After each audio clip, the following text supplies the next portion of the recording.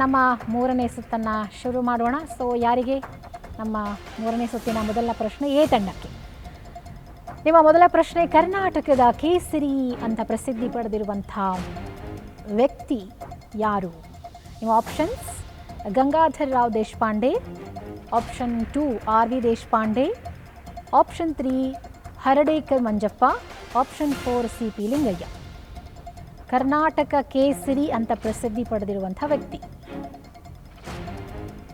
Gangadhar Rao Deshpande, R V Deshpande, ಹರಡೇಕರ್ Manjappa, C P Lingayya. ಸ್ವಲ್ಪ ಪ್ರಶ್ನೆ tough ಇದೆ, ಯೋಚನೆ ಮಾಡಿ ಆನ್ಸರ್ ಮಾಡಿ.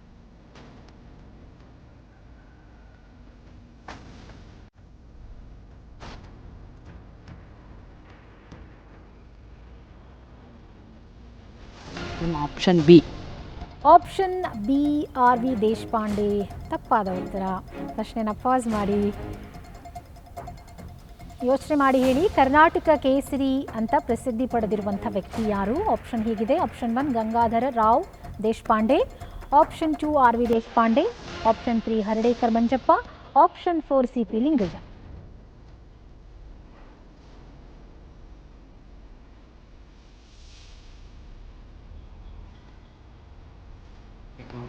C V Lingayya.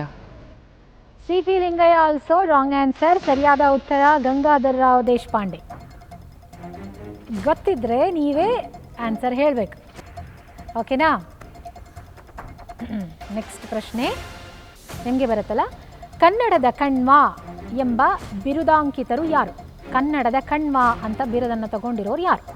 ನಿಮ್ಮ ಆಪ್ಷನ್ಸ್ ಹೇಗಿದೆ: option 1 B M Shri, option 2 Aluru ವೆಂಕಟರಾಯರು, ಆಪ್ಷನ್ 3 ಕುವೆಂಪು, ಆಪ್ಷನ್ 4 ರನ್ನ. ಕನ್ನಡದ ಕಣ್ವ ಎಂಬ ಬಿರುದಾಂಕಿತರು ಯಾರು? Option 1 B M Shri, option 2 Aluru ವೆಂಕಟರಾಯರು, option 3 Kuvempu, option 4 Ranna. B M Shri. B M Shri right answer. Congratulations. Okay, ನಮ್ಮ ಮುಂದಿನ ಪ್ರಶ್ನೆ ಸಿ ತಂಡಕ್ಕೆ. ಕರ್ನಾಟಕದ ಗಾಂಧಿ ಎಂದು ಪ್ರಸಿದ್ಧಿ ಪಡೆದವರು ಯಾರು? ಕರ್ನಾಟಕದ ಗಾಂಧಿ ಎಂದು ಪ್ರಸಿದ್ಧಿ ಪಡೆದವರು ಯಾರು? ನಿಮ್ಮ options: 1 Nijalingappa, option 2 Hardekar Manjappa, option 3 Ramakrishna Hegde, option 4 K C Reddy. Option B Hardekar Manjappa. Yes, right answer. Congratulations. ನಮ್ಮ ಡಿ ತಂಡಕ್ಕೆ ನಮ್ಮ ಮುಂದಿನ ಪ್ರಶ್ನೆ, ಕಪ್ಪೆ ಕೇಳಿದ್ದೀರಾ? ಕಪ್ಪೆ ಬಗ್ಗೆ. ಕಪ್ಪೆ ಯಾವ ಪ್ರಕಾರದ ಜೀವಿ? ನಿಮ್ಮ ಆಪ್ಷನ್ಸ್: 1 ಸಸ್ತನಿ, ಆಪ್ಷನ್ 2 ಉಭಯವಾಸಿ, ಆಪ್ಷನ್ 3 ಸರೀಸೃಪ, ಆಪ್ಷನ್ 4 ಮೇಲಿನ ಯಾವುದೂ ಅಲ್ಲ. ಉಭಯವಾಸಿ, ಆಪ್ಷನ್ 2. ಉಭಯವಾಸಿ. Congratulations, right answer. ಸೊ ಕಪ್ಪೆ ಉಭಯವಾಸಿ ಓದಿರ್ತೀರಾ ಟೆಕ್ಸ್ಟ್ ಬುಕ್ಕಲ್ಲಿ. ಓಕೆ, ನಮ್ಮ ಎ ತಂಡಕ್ಕೆ ಮುಂದಿನ ಪ್ರಶ್ನೆ, ನೀರನ್ನು ಶುದ್ಧೀಕರಿಸಲು ಈ ವಸ್ತುವನ್ನು ಉಪಯೋಗಿಸುತ್ತಾರೆ. ಓಕೆನಾ? ಸೊ ನೀರನ್ನು ಕ್ಲೀನ್ ಮಾಡಲಿಕ್ಕೆ ಏನು ಬಳಸ್ತಾರೆ ಅಂತ. ಆಪ್ಷನ್ 1 ಆಕ್ಸಿಜನ್ ಆಮ್ಲಜನಕ, option 2 chlorine, option 3 ammonia, option 4 ಇಂಗಾಲದ ಡೈಆಕ್ಸೈಡ್.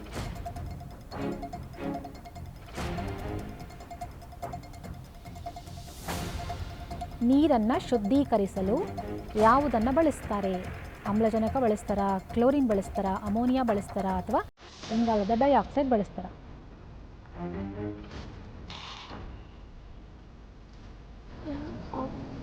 Option B. ಯಾವುದು?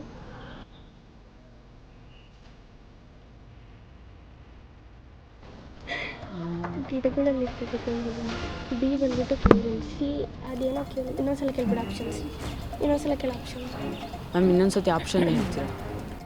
ನೀರನ್ನು ಶುದ್ಧೀಕರಿಸಲು ಯಾವ ವಸ್ತುವನ್ನು ಬಳಸ್ತಾರೆ, ಅಂದರೆ ಯಾವುದನ್ನು ಬಳಸ್ತಾರೆ ಅಂತ ಹೇಳಿ. ಓಕೆ, ಸೊ ಅದೊಂದು ಲಿಕ್ವಿಡ್, ಅದನ್ನು ಹಾಕಿದರೆ ನೀರು ಕಂಪ್ಲೀಟಾಗಿ ಕ್ಲೀನ್ ಆಗುತ್ತೆ. ಸೊ ಆಕ್ಸಿಜನ್ ಹಾಕಿದ್ರೆ ಕ್ಲೀನ್ ಆಗುತ್ತಾ, ಕ್ಲೋರಿನ್ ಹಾಕಬೇಕಾ, ಅಮೋನಿಯಾ ಹಾಕಬೇಕಾ, ಅಥವಾ ಇಂಗಾಲದ dioxide? Ma'am ammonia. Ammonia wrong answer. ಜಾಸ್ತಿ ಟೈಮ್ ತೊಗೊಂಡ್ರಿ, ಕೇವಲ 30 ಸೆಕೆಂಡ್ಸಲ್ಲಿ ಆನ್ಸರ್ ಮಾಡಬೇಕು. ಕ್ಲೋರಿನ್.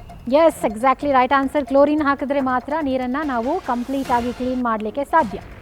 ಓಕೆ, ಸೊ ನಿಮಗೆ ನಮ್ಮ ಮುಂದಿನ ಪ್ರಶ್ನೆ, ಹಣ್ಣುಗಳಲ್ಲಿರುವ ಸಕ್ಕರೆಯ ಅಂಶವನ್ನು ಏನಂತ ಕರೀತಾರೆ?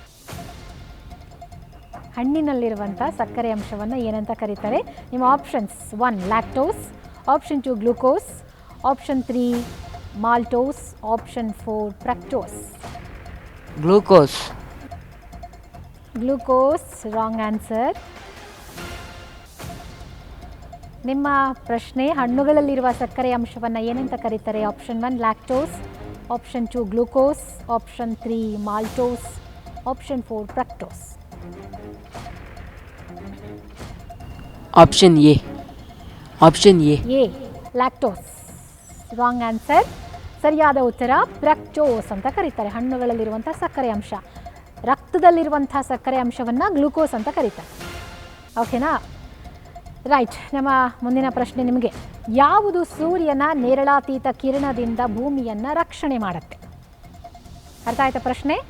ನಿಮ್ಮ ಆಪ್ಷನ್ಸ್ ಹೀಗಿದೆ: ಆಪ್ಷನ್ 1 ಇಂಗಾಲದ ಡೈಆಕ್ಸೈಡ್, ಆಪ್ಷನ್ 2 ಸಾರಜನಕ, ಆಪ್ಷನ್ 3 ಓಝೋನ್ ಪದರ, ಆಪ್ಷನ್ 4 ಆಮ್ಲಜನಕ. ಆಪ್ಷನ್ ಸಿ ಓಝೋನ್ ಪದರ. Yes, exactly right answer. Congratulations. ನೋಡಿ, ಹಾಗೆ ಪಟಾಪಟ್ ಅಂತ ಆನ್ಸರ್ ಮಾಡಬೇಕು. ಓಕೆ, ಸೊ ನಮ್ಮ ಡಿ ತಂಡಕ್ಕೆ ಪ್ರಶ್ನೆ: ರಕ್ತದ ಪರಿಚಲನಾ ವ್ಯೂಹವನ್ನು ಮೊದಲು ಕಂಡುಹಿಡಿದವರು ಯಾರು? ರಕ್ತದ ಪರಿಚಲನಾ ವ್ಯೂಹವನ್ನು ಮೊದಲು ಕಂಡುಹಿಡಿದವರು ಯಾರು? Option 1 Darwin, option 2 Socrates, option 3 William Harvey, option 4 Varghese. Ma'am ಇನ್ನೊಂದ್ಸತಿ ಹೇಳಿ. ರಕ್ತದ ಪರಿಚಲನಾ ವ್ಯೂಹವನ್ನು ಮೊದಲು ಕಂಡುಹಿಡಿದಿದ್ದು ಯಾರು?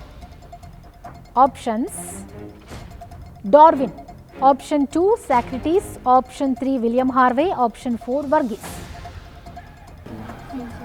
Option C. William Harvey. ಕರೆಕ್ಟಾ? ಓಕೆ, ಕರೆಕ್ಟ್ ಆಗಿರೋ ಆನ್ಸರ್ ಹೇಳಿದ್ದೀರಾ. ಸೊ ಸ್ಟೂಡೆಂಟ್ಸ್, ನಿಮಗೆ ಯಾವ ಒಂದು ಸಬ್ಜೆಕ್ಟ್ ಈಸಿ, ಯಾವ ಸಬ್ಜೆಕ್ಟಲ್ಲಿ ಪ್ರಶ್ನೆ ಕೇಳಿದ್ರೆ ಈಸಿಯಾಗಿ ಆನ್ಸರ್ ಮಾಡ್ಬೋದು? ಯಾವುದಂತ ನಿಮ್ಮ ಇಷ್ಟ. ಯಾವುದಾದ್ರೂ ನಿಮ್ಮ ಫೇವ್ರೆಟ್ ಸಬ್ಜೆಕ್ಟ್ ಯಾವುದು? ಮ್ಯಾಥ್ಸ್. ನಿಮಗೆ? ಮ್ಯಾಥ್ಸ್. ಎಲ್ಲರಿಗೂ ಮ್ಯಾಥ್ಸಾ?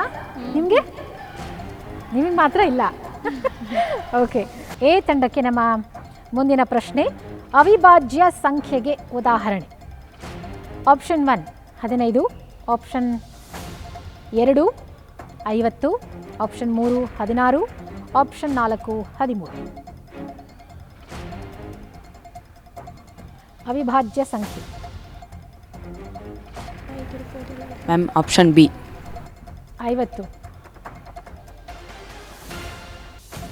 ಅದೇ ಆಪ್ಷನ್ 2 ಹೇಳ್ತಾ ಇದ್ದೀರಾ. ಆಪ್ಷನ್ 2ರಲ್ಲಿರುವಂಥ ಉತ್ತರ ಬಂದುಬಿಟ್ಟು 50. ಇದು ರಾಂಗ್ ಆನ್ಸರ್. ಪ್ರಶ್ನೆನ ಪಾಸ್ ಮಾಡಿ. ಅವಿಭಾಜ್ಯ ಸಂಖ್ಯೆಗೆ ಒಂದು ಎಕ್ಸಾಂಪಲ್ ಕೊಡೋದಾದರೆ ಆಪ್ಷನ್ 1 15, ಆಪ್ಷನ್ 2 50, ಆಪ್ಷನ್ 3 16, ಆಪ್ಷನ್ 4 13. 13. ಹೆಂಗೆ? 13 ಒಂದರಿಂದ ಮತ್ತು 13ರಿಂದ ಅಷ್ಟೇ ಭಾಗ. ಓಕೆ, ಮ್ಯಾಥ್ಸಲ್ಲಿ ಇಂಟೆಲಿಜೆಂಟ್ ಅಂದಮೇಲೆ ಆನ್ಸರ್ ಹೇಳಲೇಬೇಕು. Yes, right answer. ನೀವು ಮ್ಯಾಥ್ಸಲ್ಲಿ ವೀಕಾ? ಓಕೆ, ಪರವಾಗಿಲ್ಲ, ನೋ ಪ್ರಾಬ್ಲಮ್. ಸಮ್ಟೈಮ್ಸ್ ಕನ್ಫ್ಯೂಸ್ ಆಗುತ್ತೆ. It's okay. ನಮ್ಮ ಮುಂದಿನ ಪ್ರಶ್ನೆ: 81ರ ವರ್ಗಮೂಲ ಯಾವುದು? ನಿಮ್ಮ ಆಪ್ಷನ್ಸ್ ಹೀಗಿದೆ: ಆಪ್ಷನ್ 9. ನಾನಿನ್ನೂ ಆಪ್ಷನ್ಸ್ ಹೇಳಿಲ್ಲ. Option 1 9, option 2 7, option 3 6, option 4 8. 9. Yes, right answer. Congratulation. ನೋಡಿ, ಮ್ಯಾಥ್ಸಲ್ಲಿ ಇಂಟೆಲಿಜೆಂಟ್ ಆಗಿರೋದಕ್ಕೆ ಮ್ಯಾಥ್ಸ್ ಪ್ರಶ್ನೆಗೆ ಕರೆಕ್ಟಾಗಿ ಪಟ್ ಅಂತ ಆನ್ಸರ್ ಮಾಡ್ತಾ ಇದ್ದೀರಾ. ಓಕೆ, ನಮ್ಮ ಥರ್ಡ್ ರೌಂಡಲ್ಲಿ ಎ ತಂಡ 0 ಅಂಕಗಳನ್ನು ಪಡ್ಕೊಂಡಿದ್ದೀರಾ, ಬಿ ತಂಡ 6 ಅಂಕಗಳನ್ನು ಪಡ್ಕೊಂಡಿದ್ದೀರಾ. ಕಂಗ್ರ್ಯಾಚುಲೇಷನ್ಸ್. ಸಿ ತಂಡ 4 ಅಂಕಗಳನ್ನು ಪಡ್ಕೊಂಡಿದ್ದೀರಾ, ಡಿ ತಂಡ ಕೂಡ 4 ಅಂಕಗಳನ್ನು ಪಡ್ಕೊಂಡಿದ್ದೀರಾ. ಮೇಲಿದ್ದವ್ರು ಕೆಳಗೆ ಬಂದಿದ್ದೀರಾ, ಕೆಳಗಿದ್ದವ್ರು ಮೇಲೆ ಹೋಗಿದ್ದೀರಾ. ಓಕೆ,